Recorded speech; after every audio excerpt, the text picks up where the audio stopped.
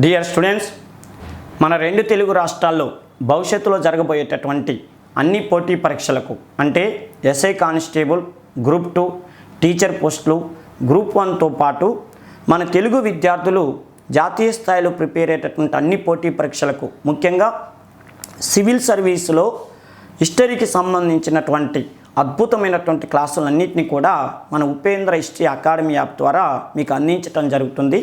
వీటిని అందరూ వినియోగించుకోవాలని కోరుకుంటున్నా.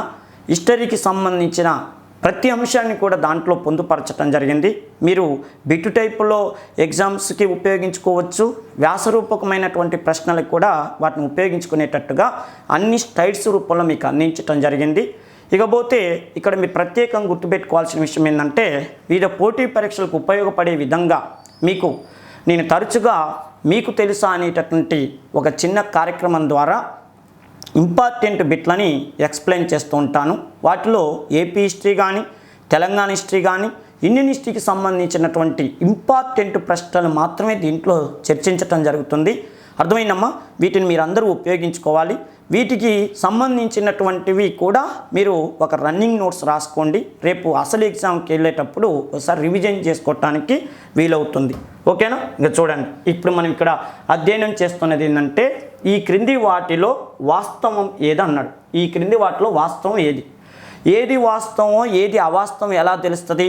ఆ సబ్జెక్టు మీద మనకు అవగాహన ఉంటే తెలుస్తుంది. అవునా కాదా? చూడండి, ఓడ గుర్తుతో 2 తెరచాప నాణ్యాలను ముద్రించింది రెండో పులోమావా అన్నాడు. ఓడ గుర్తుతో 2 తెరచాప నాణ్యాలు ముద్రించింది రెండో పులోమావా అన్నాడు. చూద్దాం. ఓడ గుర్తుతో 1 తెరచాప నాణ్యాన్ని ముద్రించిన చక్రవర్తి యజ్ఞశ్రీ శాతకర్ణి అన్నాడు. ఓకే, అది చూద్దాం. ఓడ గుర్తుతో తెరచాప నాణ్యాలను ముద్రించిన విష్ణుకుండెన చక్రవర్తి 2వ మాధవర్మ అన్నాడు.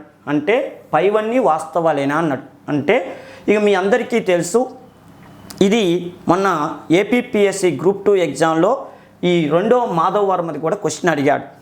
అర్థమైనమ్మా? గ్రూప్ 2లో మెయిన్స్ ఎగ్జామ్లో అడిగాడు.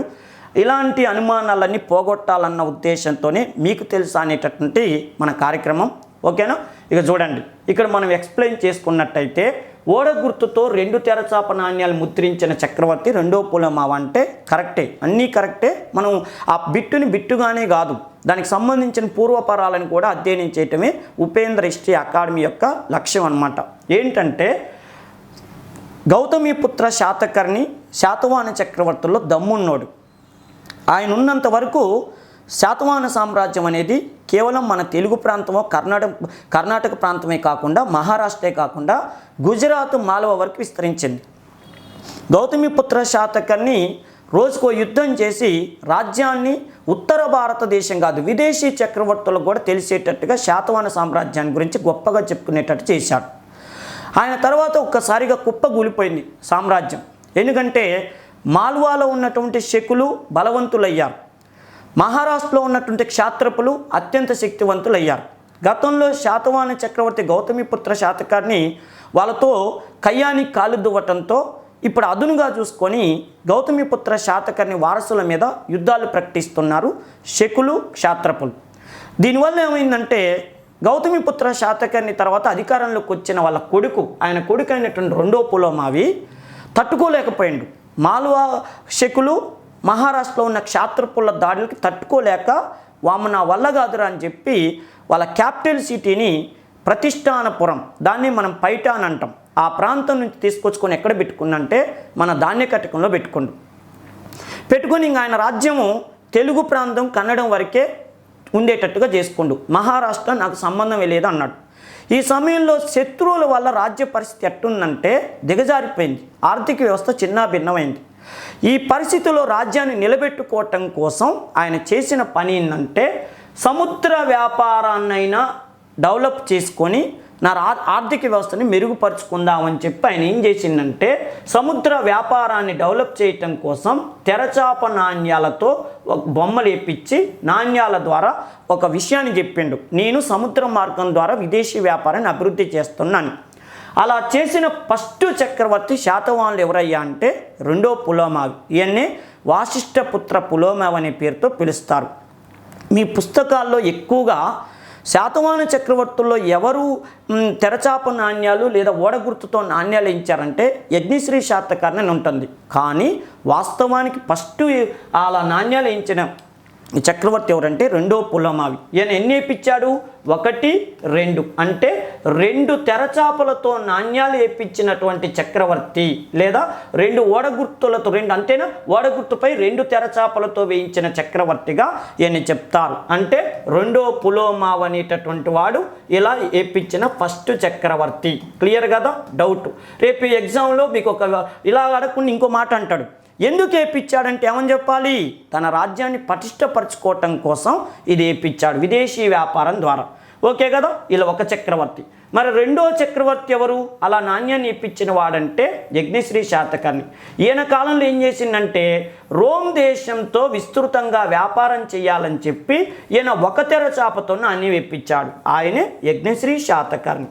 క్లియర్ కదా? అంటే శాతవాహన చక్రవర్తుల్లో ఇప్పటికి మనకి ఎంతమంది ఓడ తెరచాప నాణ్యాలు వేయించారు అంటే చూడండి, ఒకడు రెండో పులోమావి, ఆయన వాసిష్ఠపుత్ర పులోమావి అంటారు, 2 యజ్ఞశ్రీ శాతకర్ణి అంటారు.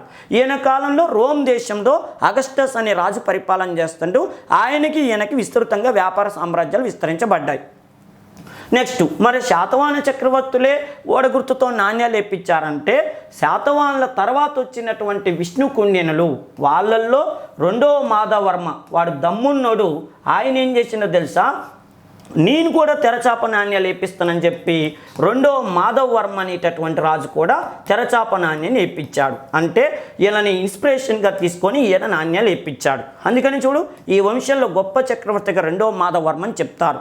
ఇప్పుడు టోటల్గా చూస్తే మన తెలుగు ప్రాంతాన్ని పరిపాలన చేసిన ఎంతమంది చక్రవర్తులు ఓడగుర్తుతో నాణ్యాలు వేయించారంటే 3 వేయించారు. ఒక ఆయన రెండో పులోమావి, ఇంకొక ఆయన యజ్ఞశ్రీ శాతకర్ణి, 3వ ఆయన రెండవ మాధవ్ వర్మ.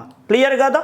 ఇంకో విషయం ఇంకా డెప్త్గా అడిగింది అనుకో, 2 తెరచాపలు అంటే రెండో పులోమావి, 1 తెరచాప అంటే యజ్ఞశ్రీ శాతకర్ణి, 1 తెరచాప అంటే రెండవ మాధవ్ వర్మ. క్లియర్గా అమ్మ?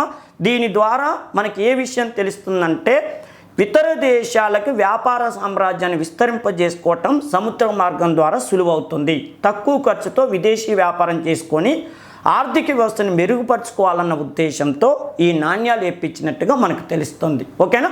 ఇలాంటివి ఇంకా మళ్ళీ మనం భవిష్యత్తులో చెప్పుకుందాం. ఈ క్లాసుల గురించి మీకు సమాచారం కావాలనుకుంటే ఉపేంద్ర హిస్టరీ అకాడమీ యాప్ను డౌన్లోడ్ చేసుకోండి. అదేవిధంగా మన 2 తెలుగు రాష్ట్రాల చరిత్రలు అంటే తెలంగాణ చరిత్ర, ఆంధ్రప్రదేశ్ చరిత్ర, భారతదేశ చరిత్రకు సంబంధించిన అన్నీ కూడా యాప్లో క్లాసులు ఉన్నాయి. వీలైతే తీసుకోండి.